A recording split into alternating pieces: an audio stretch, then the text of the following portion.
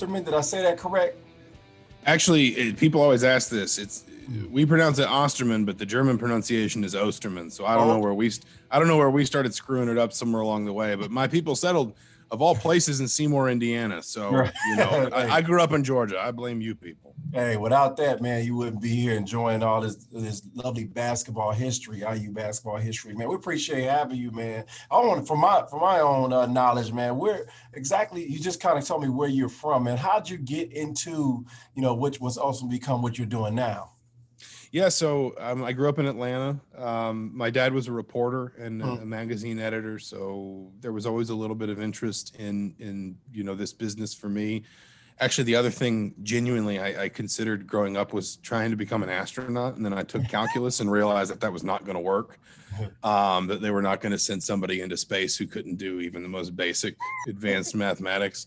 So I got into this instead, natural sort of left turn. But no, I wanted to go to a big state school. I didn't want to, for a variety of reasons, go to the University of Georgia. So I came to Indiana, met a girl, got a job, and, just wound up settling down. Bloomington's not a bad place to spend some time. It's freezing cold out there right now, but we don't have this kind of weather back home in Georgia, but we also don't have 99 degrees with 98% humidity for a month and a half here in Indiana. So right. Hey, you got to take the good with the bad, man. And you've been pretty much covering the team since about 2010. Yeah, okay. For somebody, I mean, even going back to, I guess, probably about 2007, 2008 with the student paper. So not always full time, but, for somebody or another, I've been around since kind of basically the end of Kelvin Sampson, I guess. Okay. So nice perspective. Well, really good perspective for me because, I wasn't really watching the team back then. What was the atmosphere around the team back then? Oh, man. Well, obviously, I honestly, one of the more surreal moments I think I've ever had in kind of observing IU basketball was the last two games of Kelvin's tenure. Indiana hosted Michigan State. Game day was in town, and DJ White had some sort of injury about 5 minutes into the game, and he left the game. He never came back. And Eric Gordon just took over. Like, I think Drew Neitzel still sees Eric Gordon in his nightmares. And Indiana won by 19. And this was in the week between when the NCAA announcement of all the allegations was confirmed and announced, and when Indiana obviously let Kelvin Sampson go. And then Indiana beat what was actually a pretty good Purdue team that year. That was the first year of kind of the Robbie Hummel, E'Twaun Moore, Juwan Johnson team. That team wound up winning 25 games, going to the round of 32. And Indiana beat them at home, I want to say by about 9 or 10 points. And if I recall correctly, fans were like cheering Kelvin Sampson off the floor. Really? And at that point, Indiana was, and I'm looking at the record now, 22-4, 11-2 in the conference, and really seemed to be kind of hitting its straps in terms of, it seemed to be really at that point they'd won 5 of 6, and their only loss was that Brian Butch bank shot against Wisconsin at home. And that was a decent Wisconsin team, actually a very good Wisconsin team. And it looked like Indiana was really hitting its stride. And then, of course, everything kind of, falls apart around Kelvin's dismissal, and Tom Crean comes in, and Tom obviously kind of had to start with the, the bottom up rebuild. And it's been an interesting ride since, that's for sure. Let's talk a little bit about, for the fans who don't really understand, what were the sanctions and what were the accusations that eventually rang true that Kelvin Sampson was up against? So a lot of it had to do with things, and I'd have to refresh my memory for the exact issues, but a lot of it had to do with recruiting contact, text messages, phone calls. Truthfully, a lot of things that were legislated then by the NCAA that aren't now. I think in not to be flippant about it, but I think in no small part because the NCAA basically realized that teenagers are better at using their phones and screening phone calls and text messages from coaches that they don't want to hear from than the NCAA will ever be. Right. But it obviously a lot of that followed him from Oklahoma to Indiana.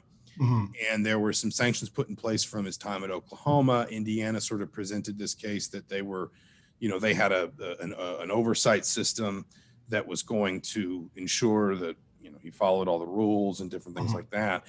And if my memory serves, really a lot of it, there were some issues with three-way calls, with assistants basically calling recruits and then sort of patching them through to Kelvin Sampson. Gotcha. But there was basically, it was more the idea that the rules had been broken once, right?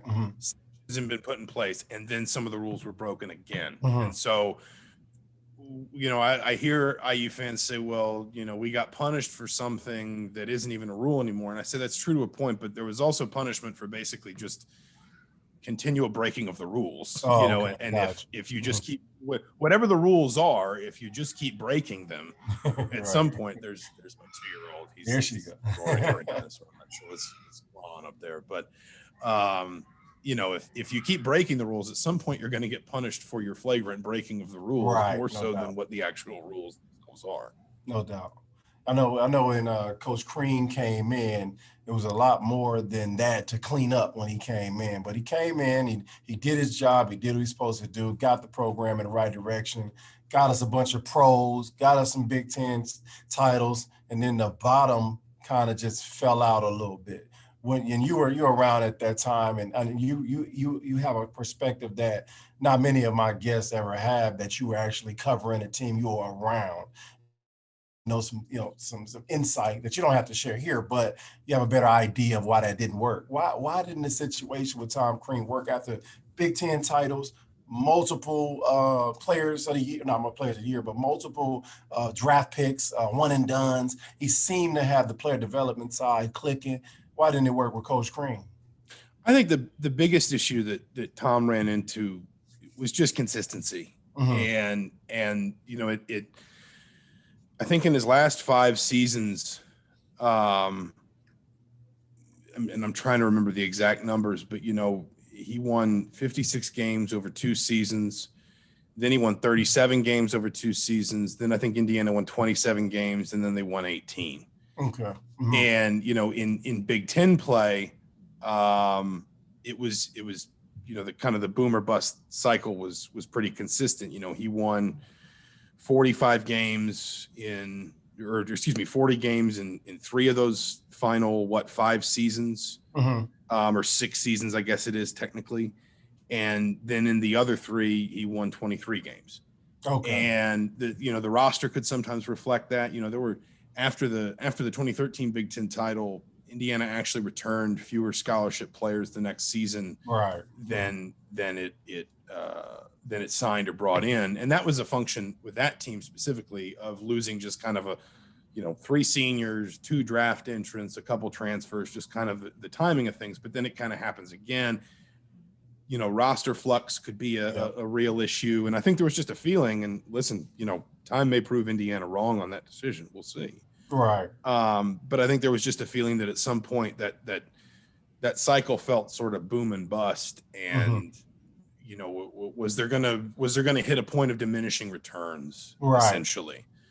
And again, I mean, Indiana may be proven wrong on that long term. We'll find out. But I do think that at that time, going back to 2017, it did feel like, there was sort of a strong feeling from people around the program and when I say that, I'm talking about more within the department. I'm talking about like players. Right. I'm talking about people within the department on the administrative side that maybe it was just time for a bit of a reset. Right. And from your perspective, and just as your personal opinion, and looking at where we are now, do you think that was the right decision? That's a good question. And I don't know that there's one answer, hard and firm. I don't know that there's one empirical answer to it, Right. Because I do think back to 2017 and I think about where the fan base was and there, it was a very sort of emotionally fraught time, I think, for IU fans and the way that season in particular had gone. And obviously there'd been some injury issues. Indiana finished that season very poorly. I mean, I'm trying to kind of remember because, Lord knows, anything basically pre pre my son being born. Feels like a million years ago. But yeah, Indiana lost 6 of 8 in conference play to finish that season, and you really did have. I mean, you listen. This is that there have been times when this was much more the case for Indiana. But it really did feel like you had these incredibly sort of polarized factions within the fan base, and I don't know how healthy that felt, at the time. And I think it made sense, at least from a neutral perspective at that point, the case that Indiana made for basically feeling like it just kind of wanted to wipe things clean and start fresh, I think made sense. Obviously, though, I think, Indiana since has just not quite been at the, at the rate of return that it would expect. And I think there are a variety of reasons for that too. But I also think that that can both have been, I think that there's also a reasonable sort of world where you can say that was maybe the right decision at the time. Right. And still, what Indiana's done since is obviously not up to scratch either, if that makes sense. Before we get into Archie Miller and the current Hoosiers, let's get a quick message from our sponsor. Let me tell you guys a little bit about our partners over at Bet Rivers Sportsbook. If you haven't signed up with Bet Rivers yet, now's the time. Bet Rivers Sportsbook is offering a $250 match bonus for your first deposit, but what sets them apart is that they require just one play through to turn your bonus into cash money. When you win at Bet Rivers Sportsbook, they pay fast. And now, it's even faster with Rush Pay instant approval for withdrawals. It's safe, it's secure, it's reliable. With March Madness around the corner, there's never been a better time to give Bet Rivers Sportsbooks a try. Go to betrivers.com today or download the Bet Rivers iOS app. Must be 21 years or older. Gambling a problem? Call 1-800-GAMBLER. And that's a good point, man. And it's about consistency. And I think people look back at the Bob Knight era and really don't understand that his consistency was based on really, getting old and staying old as a team. And what happens now is you start, we start digging into the one and done pool, and not being the Kentuckys, not getting the number 1, 2, or 3 player, not being the North Carolinas and the Dukes. It's hard to recover when a Thomas Bryant leaves or when a Noah Vonleh leaves, and you expect them to be a big part of it, of the team and of the school for a long time, and they get up and leave. But I think people get frustrated because they're thinking like the 90s or thinking like the 80s, and it's just not what it is. And my question to you is it, I'm looking at, as we crawl into this year's team and in the last few years with the Archie Miller era, is it it seems as if they're getting the recruits. It seems like they're getting in-state guys to get Mr. Basketballs, but is the talent in Indiana not once what it was, and that doesn't mean as much as it used to? Is that the reason? Is one of the reasons why, or what could be the reasons why we're getting the talent, it seems as if, but we're still wallowing in the middle? Yeah, I mean, first of all, I think that certainly I think the recruiting base is still strong. I don't think you would see the Big Ten as strong as it was, and I would even go so far as to to say that Indiana's recruiting base isn't just in state, it's the region, it's Illinois. I don't have to tell you, it's Illinois. Right. You look at, Indiana's had some great players down the years from Ohio. Right.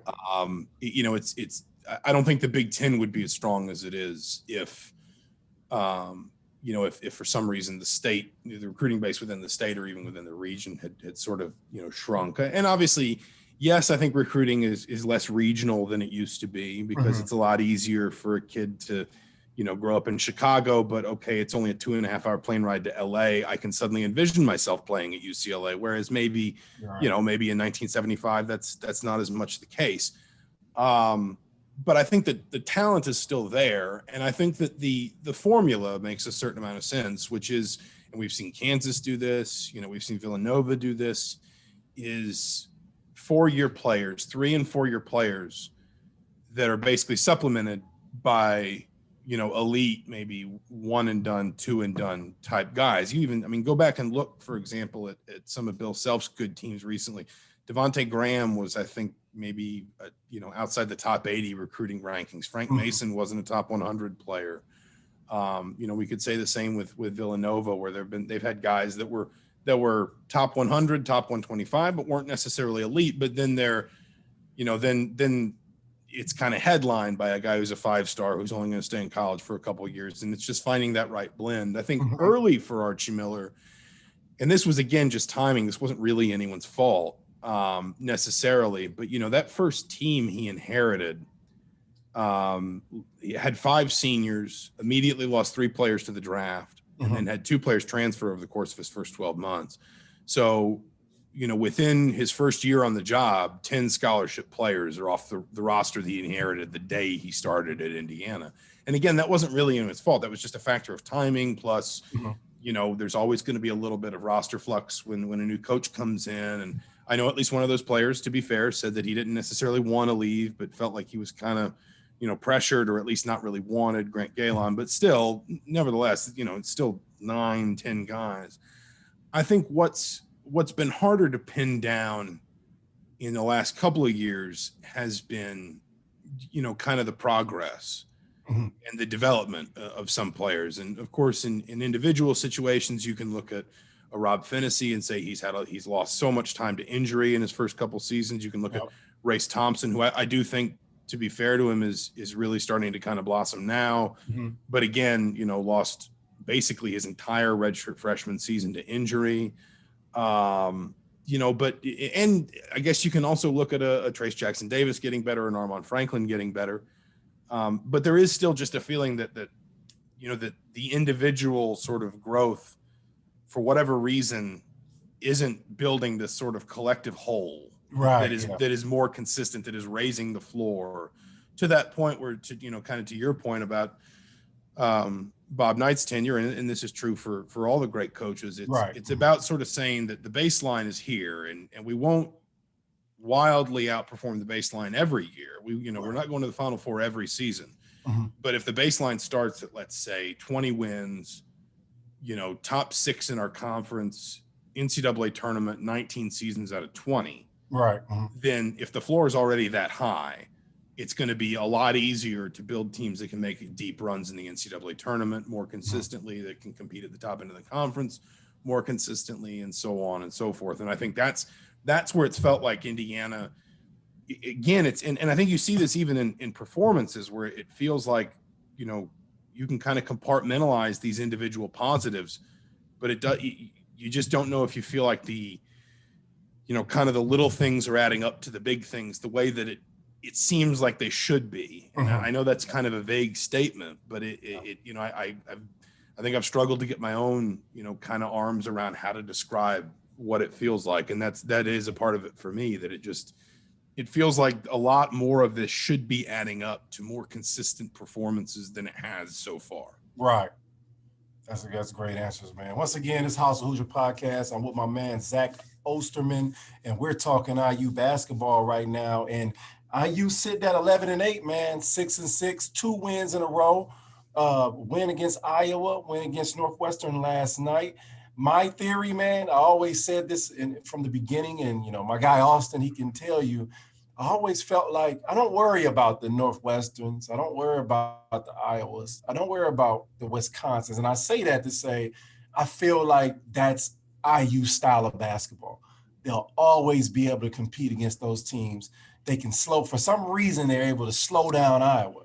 Iowa average 80 points, 85, they hold them 60. And it's all about matchups, and it's all about, the particular guard play from those teams. And it's not taking anything away from Indiana. I believe if they played against Virginia's pack line defense, it'll be a hell of a game, and IU would have a chance to win that game because of the style of play and the type of players that we have. And in this win streak, are you seeing anything different from the team? I saw the freshmen get a lot of minutes against Iowa, but I caught the end of the game last night, so I don't want to comment. Did the freshmen play a lot more? I thought we were headed that way and trending that way. And what difference do you see in this 2-game win streak that may or may not, help us go in the long run, get to the NCAA tournament?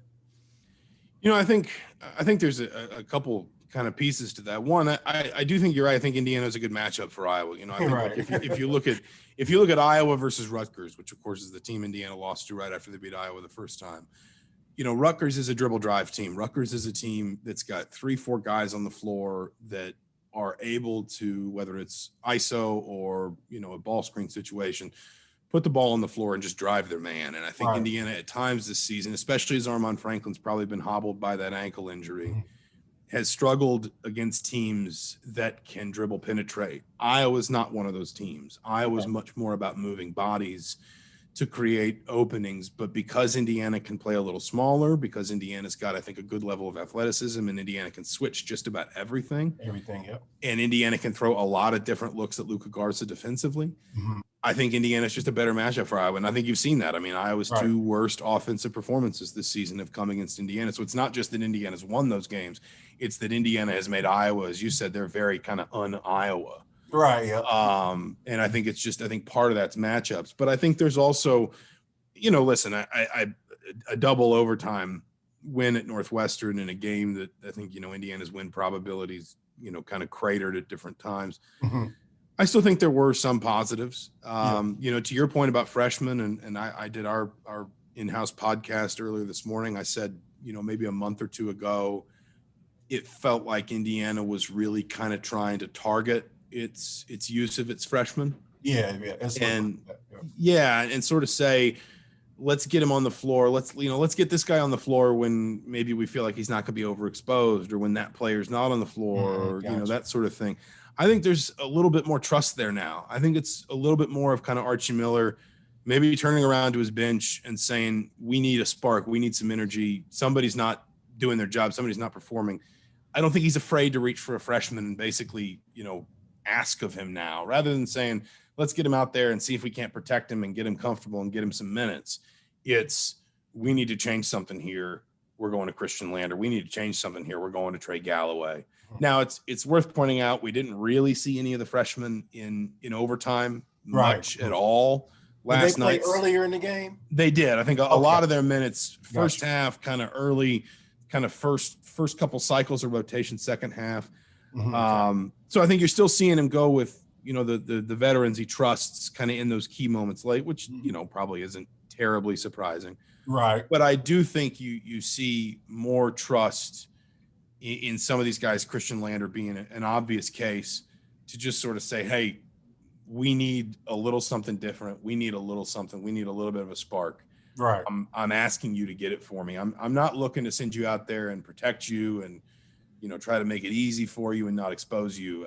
I'm asking you to go out there and take some chances and make some things happen for us. Right. And the flip side of that is, maybe that this is one of those nebulous things that I think sports writers reach for a little bit too often sometimes, but maybe that sparks a little bit of something in a veteran. Last night, Al Durham, 24 points, Armand Franklin, 23 points. Maybe that kind of jars the system a little bit for a veteran who says, okay, I need to be a little bit sharper, or even a guy who maybe says, hey, Christian Lander, when the ball's in his hands, the offense just moves a little differently. Maybe that'll open up some different things for me. Maybe that'll open up some wrinkles that the opponent's not prepared for. I need to be on my toes for something different. All right. But it's I think if you're Indiana, if nothing else, and this sounds so basic, but in a year that has been so chopped up, Indiana's not won or lost more than 2 games in a row yet this season, unless I'm mistaken. Right. Just feeling like you've got a little bit of momentum, a little bit of sort of something that, a little bit of a platform to stand on, especially here as you get ready for, there's only 4 weeks left in the regular season. It's less than, I guess, right about 4 weeks. I think, you're happy with pretty much anything that you feel like is kind of a foothold, right? To closing this schedule strong. Because if they do that, I think this team is still very, very much in position to make the NCAA tournament. Right. And as I'm watching the games, and as a former player, and in the way I like to play, and as a coach later on, I always felt like Indiana was better when the tempo was a little pushed a little bit. And I felt like Christian Lander does that. Now, obviously, everybody keeps, he don't play defense. He doesn't play defense. That's, at the end of the day, it's what you have help defense for. Like, you just don't put guys on an island by themselves and expect them to stop one of the top guards in the Big Ten. Like, that's foolish. But, I felt like the kid really pushes the tempo and gets it going. And in the Iowa game, they were down. Iowa was having their way. And all of a sudden, it was like an 8-0 run where I saw push ahead threes on a break. I saw a dunk. I saw a steal in a dunk. And I tweeted, I said, hey, that's how you have to play in spurts during the game. It's not going to happen all game. But then again, I turned the game on last night, and it was like last few minutes, like 54-52. And I'm just like, come on, man. Like, we're not going to, compete consistently against, the good teams that you'll have to beat in the NCAA tournament scoring 54 points. So, I really think the tempo, I think it's enough talent there. I think there is obviously the coaching staff is really good. I believe Archie Miller is a really good basketball coach. I think he has good assistants, so they're always prepared. But I really would like to see a little more action offensively, a little more, making plays off your defense and scoring points off your defense instead of getting a steal and walking it up. And I think Indiana would be better served, in the tournament, or if they happen to get to the tournament in that realm. So that's kind of my observation of them and what it takes for them to be the adjustment that it takes to be successful. And like you said, Race is playing well. I think he's really the most consistent guy. If you look at individuals, because what he does is bring energy, rebound, and score, and defend at a high level. And so I'm hoping that this turns the corner. There is some silver lining with it, because I'm looking at the future. I don't know about you, but I'm like, okay, I think you're coming along. But does Trayce Jackson-Davis stay? If he doesn't, does that set Indiana back? Like, have you had thoughts about that, and what do you think about that?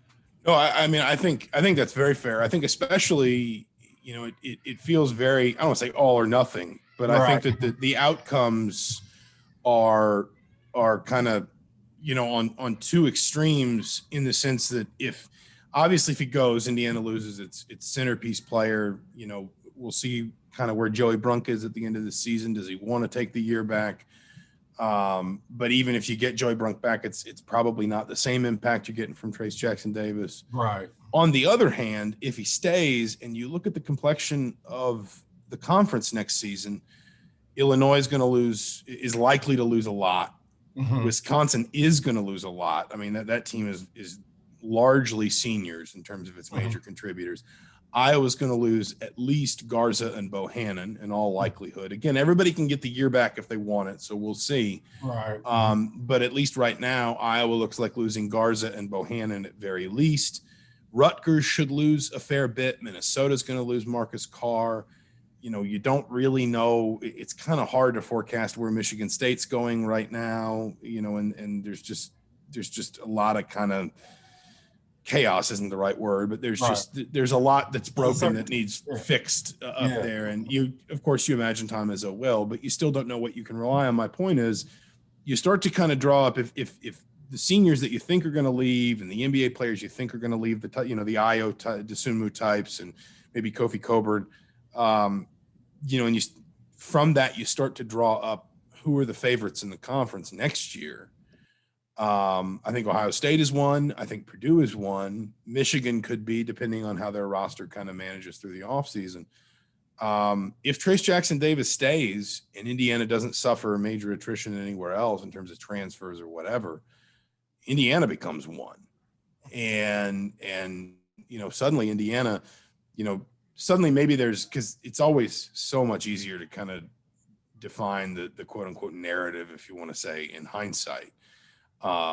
Listen, if Indiana in theory right now in this season has as many as 8 games left on its schedule, we'll see if all 8 get played, but let's say they do and Indiana wins 6 of 8, then, we might wind up looking back at this, this 2-game stretch, one, kind of nail biter win against Iowa, one uninspiring win, but a win nonetheless at Northwestern, and say, yeah, but there were these marker points that said that Indiana was improving and was getting better and, kind of foretold a much better run to the end of the season, a much more sort of consistent run to the end of the season.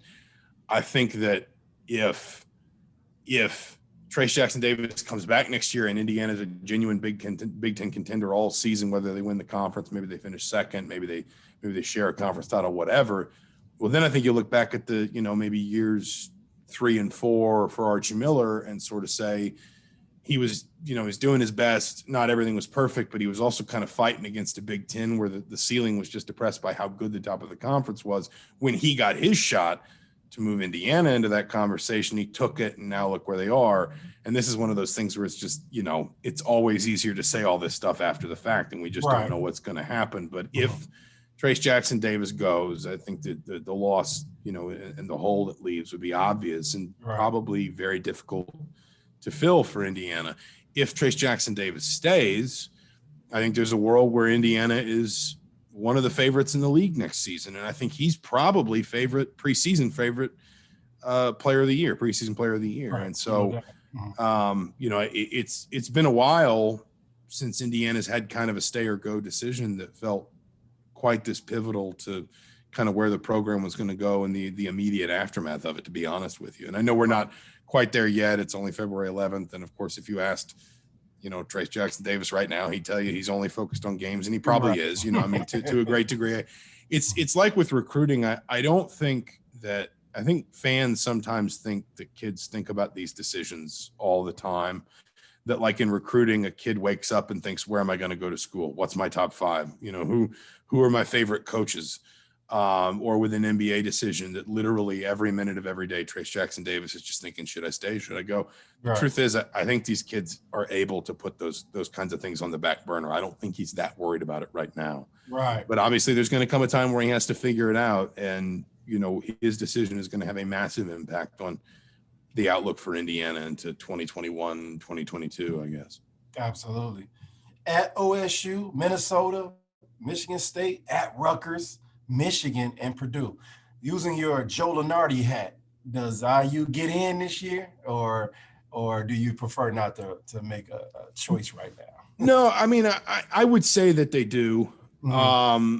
And part of it kind of goes back to a belief I've had for a while, which is just that, fair or not, I think that the tournament is going to skew in terms of at-large bids really hard toward high majors this year because a lot of non-conference games got canceled. A lot of, a number of conferences, including I think the Missouri Valley, went conference only. And obviously they did that so that they could try and have a season and crown a champion and give everybody just a basketball season. Right. Mm-hmm. But the flip side of that is I think you're going to have a lot of mid-majors that don't win their auto bid that get to Selection Sunday. And yeah, sure, maybe they're better than, a team on the bubble from the Big Ten or the ACC. But the committee's going to have to look at, let's say, Indiana, for example, and say, okay, I don't know, I'm making this up, but Drake, you've got 7 more wins in Indiana, but like your best win isn't as good as 6 of their wins, right. And that's going to feel a little bit unfair to the mid majors. It is, but I think that the committee is also kind of going to tacitly have to say, listen, an imperfect tournament field is better than no tournament field at all. And the teams that have gotten the opportunities to prove they can pick up these quality wins and beat other good teams are the high major conferences that were able to play in, the big non-conference tournaments like Maui. And obviously we're able to get a conference season in against tough competition. And so, I mean, you're going to wind up in a situation where I think just a lot of your bubble teams, I think a few weeks, and this is dated by about 3 weeks now, but I was watching, I didn't go to Iowa City for all the reasons you'd imagine with everything going on. And so I was watching that game from home a few weeks ago, and there are 38 at-large bids this year because the Ivy League isn't playing. And they flashed, I guess, Fox Sports' most recent projection up. 32 of the 36 at-large bids were coming from one of the big 6 leagues, the Big 10, Big East, Big 12, ACC, SEC, Pac-12. And I think it's going to be a year where the bubble, because those are the teams that have had the opportunities to get quality wins, I think the bubble is going to skew hard toward those. And if that's the case, I'd be really surprised if there are many, if any, bubble teams that have 2 quality wins like Iowa and, well, I guess Iowa and Iowa, Iowa twice, right. Exactly. Iowa and Bloomington and Iowa City, sweeping that series both home and road. I think Indiana's still got to take care of business. I think they still got to beat Minnesota. They probably at least got to beat Michigan State at home, if not at home and on the road. I think they need to, I think it would really, really help them to pick up one more quality win. In NCAA terms, one more quad 1 win, which would be Ohio State, Michigan, even Rutgers or Purdue on the road, because that's on the road, would be a quality win. I think they've got to find a way to get at least one of those 4, I guess, or 5 if they wind up making that Michigan State game in Ann Arbor up as well. But I think the big thing for Indiana is I just think they're going to carry more quality into Selection Sunday than a lot of bubble teams, especially if they can beat Minnesota, Michigan State, maybe grab one more.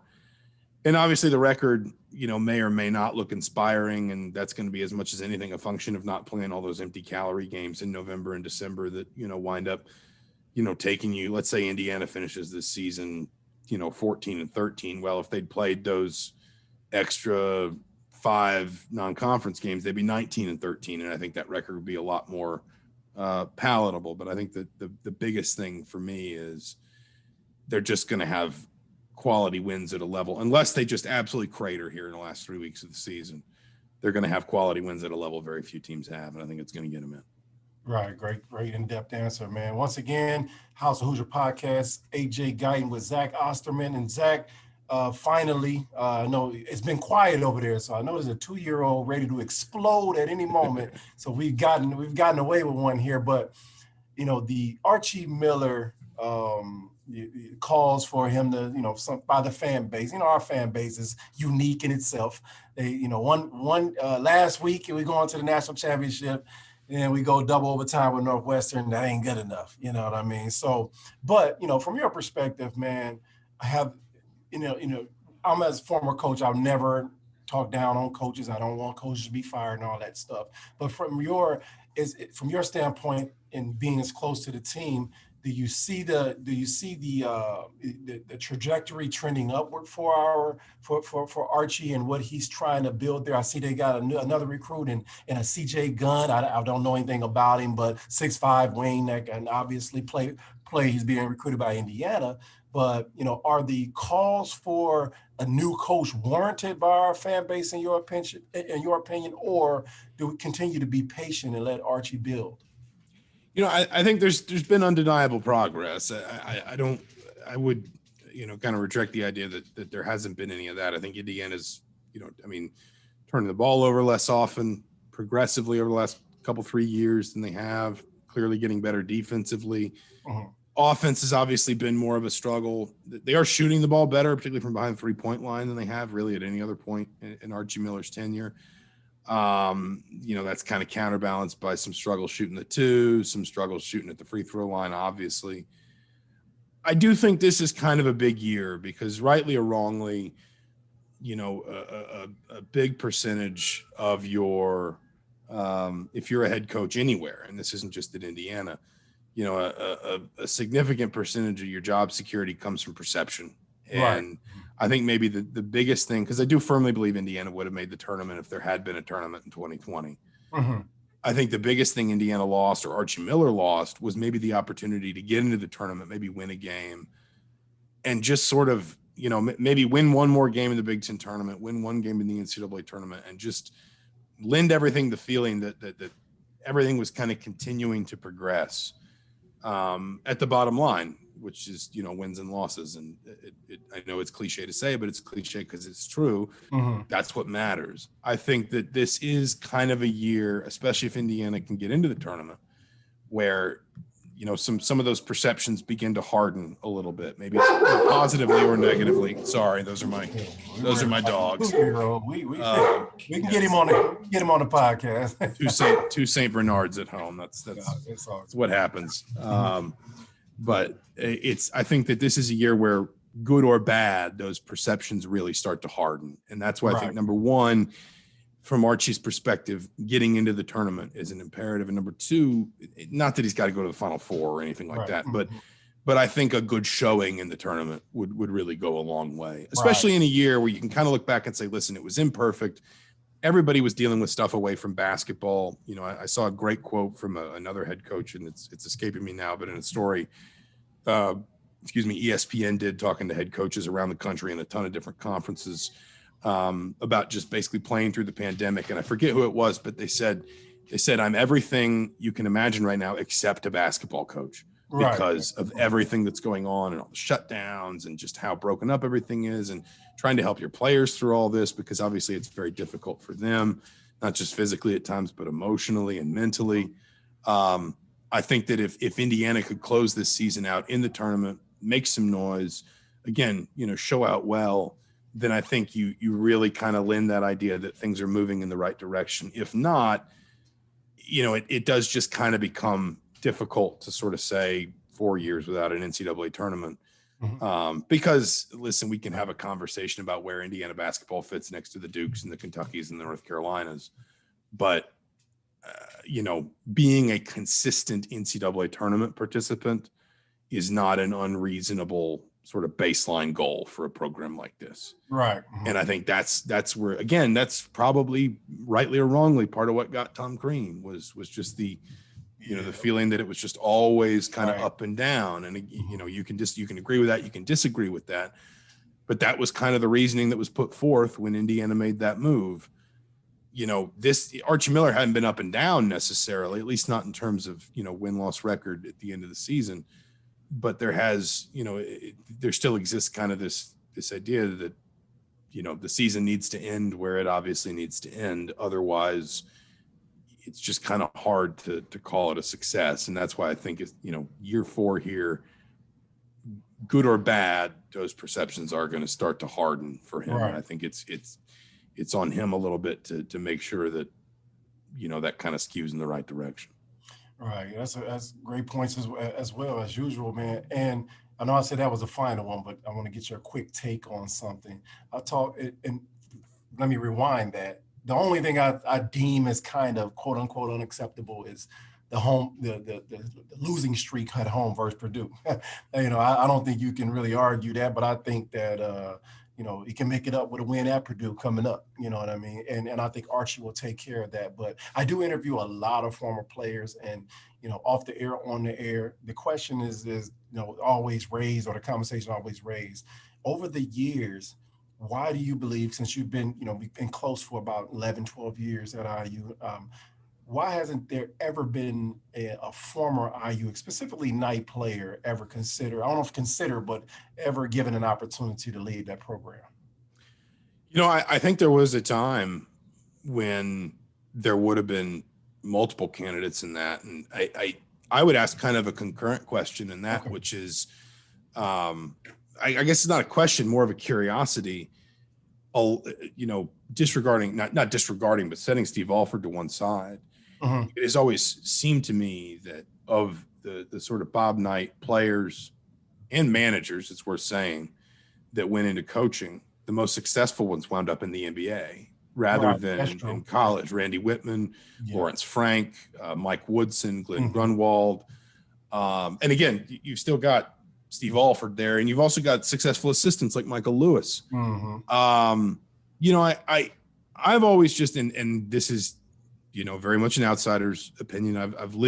I both grew up outside of Indiana, and I think sometimes see things that way, but also feel like I've lived here long enough to speak with a measure of, authority is the wrong word, but at least a measure of kind of knowledge and institutional awareness.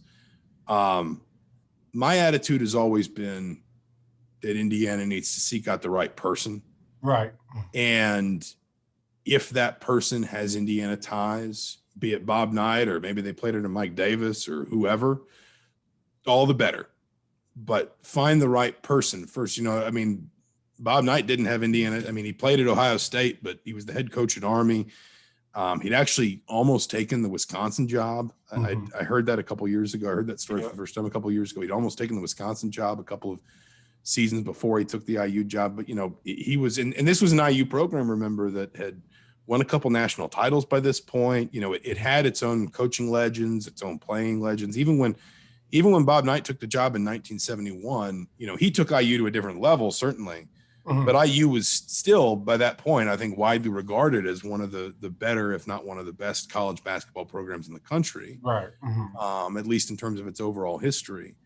So I don't know if we could rewind to 1971, I don't know where we'd be having this conversation. It certainly wouldn't be on the internet, but, right. Would they be asking similar questions? Well, who's this Bob Knight? He doesn't have any Indiana ties. He's not a former Branch McCracken player or whatever. I've just always felt that from Indiana's perspective, I don't ever think that familiarity with the program is a minus somehow. I think it's a plus. In any coach's sort of, resume for the job. But I think you need to start by getting the right coach. Mm-hmm. And then if that coach has experience, if that coach has IU ties or ties to Bob Knight, or even again, just ties to, they don't have to have even necessarily played under Bob Knight. I know people bring up Dane Fife sometimes. Dane played for Bob Knight. Dane played for Mike Davis. Mm-hmm. But I think that the positive to hiring Dane Fife would be that Dane understands Indiana. Right. And I think that's the bigger key. It's not just about, which coach they played for. It's just simply, are they going to understand the demands of this place? The way that Bloomington could be a fishbowl sometimes. I mean, that, I don't think everybody's always ready for that. I think Jay Wright, I heard Jay Wright years ago say that one of the things he liked about Villanova was if he's good, everybody loves him. And if he's bad, nobody cares until after the Eagles season's over. Right. Exactly. So different jobs fit people differently. Right. But I think Indiana's, and listen, again, you can say, well, has Indiana hired the right coach? I think time only tells that. Right. Whether it was Tom Crean, whether it was Kelvin Sampson, whether it was Archie Miller. But I think you got to start by getting the right person in place. And then from there, I also, the one thing I will say is I do think it helps. And I don't think you hire an assistant or a director of operations or, a former player in some kind of, director of personnel role or something like that just to have them there. But I don't think it hurts to at least have players on your, people on your staff. Right. I agree that can speak to that and are not necessarily going to say, oh, well, this is the way that we did it in 1991, or this is the way we did it in 2005, but more, again, can kind of just speak to the little idiosyncrasies of the job that you don't know until you're in it. Hey, you're always going to have to be prepared to do a booster event in Southern Indiana in early June. Right. Like, it's down at Huber Winery. You're going to go down there. You're going to talk to the media for 15 minutes. You're going to get a bunch of questions from the Louisville TV stations about why you weren't playing Kentucky. And then you got to speak to the fans. Right. You're when you go to church in Bloomington, half the people are going to stop and talk to you about basketball. When you're going to want to live in this part of town because it's quieter over here than it is over here. I mean, even just stuff as basic as, is your kid good at soccer? Well, let's find out which high school team is better at soccer, and we'll get them in the, it's just that stuff seems, I think sometimes, and forgive me, I'm getting long-winded here. Oh, you're okay, man. But I think it is interesting. That part of the job, I think sometimes gets a little bit overlooked by fans because they only think about what they see. And I understand that. And they only see what happens on game day. But, what happens in your daily life affects your performance in your job, and if you're worried about where your kid's going to wind up going to school, then that's probably going to bleed into what you're doing on the court in practice or in games or whatever. If my 2-year-old kept me up until 3:00 in the morning, I'm going to be exhausted the next day. Right. Mm-hmm. And I think that there, sometimes it's, especially when I'm talk about at least having people around the program that will understand the little details you got to know about Indiana specifically. I think it can just smooth a lot of those details out. Right. And can allow that head coach, whoever it is, whether they played at IU, coached at IU, or had never set foot in Bloomington before their interview, to just kind of be the best version of themselves in that job. Right. So forgive me that was an incredibly sort of meandering answer, but it is a question that comes up around here a lot. And I think there are people that have passionate opinions of it. I think there are people that roll their eyes when they hear it. I think, like everything else, the value of it is somewhere in the middle. I don't know that it needs to be a sticking point, or it needs to be something that fans just get into heated arguments over. On the other hand, I think it's probably more important than some people think, because, that there aren't a ton of jobs quite like this one, where you're living in a town quite this small. The expectations are quite so high. The recruiting expectations are quite, even, Kentucky's a good example. Lexington's a little bigger, but college town, similar expectations, similar history, on and on and on. But you don't have to recruit the state of Kentucky to make people at Kentucky happy. Right, exactly. You don't necessarily need to have the relationships with high school coaches in the state of Kentucky. And I don't want to speak completely out of turn, because I don't know everything about all and if we got on the Kentucky podcast, they could tell us about the dozen Kentucky specific details that you've got to be prepared to deal with that don't apply anywhere else. But my point is just having people that can at least sort of say, hey, be prepared for this and you'll be better off. Right. Here's how to handle this, and it'll be fine, and it won't be a headache. That's the one area where I think it will always be valuable for Indiana to have somebody with some institutional knowledge in the building, and just, able to kind of lend a voice of experience. I agree totally, man. And you're not long-winded. You just speaking facts, and I think that you found a middle ground there. And I think that's what, if you can't find a guy that, embodies all of that, and from the head coaching standpoint, then there should be someone who embodies that within the staff or the administration in some way. I know Scott Dawson is a former IU guy. I know that. But I always wondered, outside looking in, former players are, they're silently critical most of the time. Most of the time we talk to each other, and we just often wonder, hey man, is there like something being said not to hire night guys, or bring them aboard? Or I know I've inquired about jobs in the past, 3 or 4 times, and only once with Coach Miller, and was never granted an interview. It was just like, oh, and I was in sports, I was in basketball, so since then I've moved on. You get older and you just leave it alone, forget about it. But as we're talking on these podcasts, it keeps coming up. So I really believe that I look at it as if your mother leaves you her house, it's like she's going to leave it with the most responsible kid, and the reason is because she knows he's going to take care of it. But if there's no one and you just put a stranger in there, first thing I'm think about is either making money off of it or bulldozing it.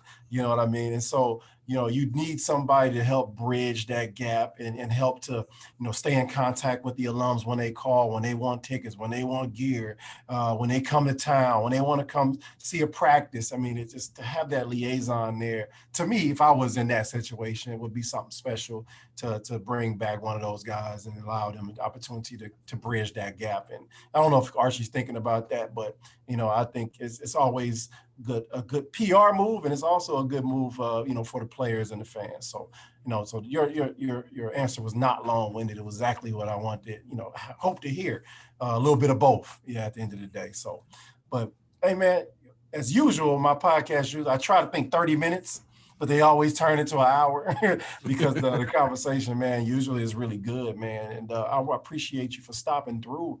And, hopefully, I can jump on your podcast. We can talk about a little bit once Indiana makes the NCAA tournament.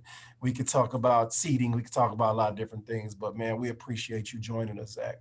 No, absolutely. Thanks for having me. And, yeah, it's crazy to think about, but, there's 3 weeks left. The season always feels like a grind in January, and then all of a sudden you hit February and it just feels like a sprint. And it's for us at the Star, it's going to be even more. So I just got my first look at my schedule today, and obviously I'll go where Indiana goes until they lose if they make it. But then after that, I'm still going to be involved because the whole dang thing's going to be in Indianapolis. So I think it's literally going to be like 3 straight weeks of basketball. Bring it on. That's absolutely. I'm gonna be there. I'm gonna roll through there with my mask on and everything. We can connect, man, to just chop it up, man. appreciate you and everything you're doing. One of the best out there. Zach Osterman, man, is doing. I'm saying the German one. Zach Osterman is doing a great job covering our beloved Hoosiers, man. So, anything you need from us, let us know, ladies and gentlemen. Thank you for joining us. We'll talk to you next time. Peace.